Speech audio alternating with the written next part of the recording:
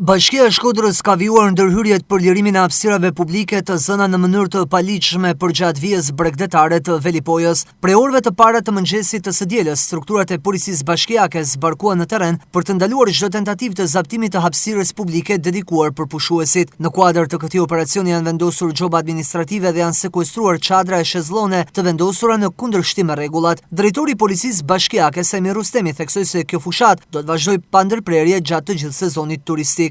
Kemi konstatuar që disa subjekte nuk e kanë marrë seriozisht reagimin ton gjatë tyre ditëve.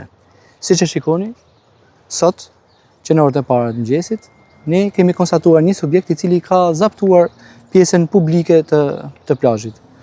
Reagimi është ky.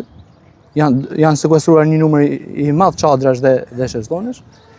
Dua ta theksoj se qëllimi jon nuk është ndëshkimi, por do të jemi në mënyrë strikte pa tolerim për çdo subjekt që do të zaptojë këto hapësira. Çdo ditë, 24 orë në ditë, do jemi në kontrollin e këtyre hapësirave. Është caktuar një patrullë policie e cila do jetë vazhdimisht e ngarkuar me këtë detyrë. Pra do të kontrollojë vetëm zaptimin e hapësirave publike. Duke falendëruar strukturat për bashkëpunimin dhe qytetarët që kanë mbështetur këtë aksion duke kontribuar në mbarvajtjen e sezonit turistik, drejtori i policisë bashkiake ju bën thirrje të gjithë subjekteve që të zbatojnë ligjin dhe të mos bëhen pengues të zhvillimit të turizmit.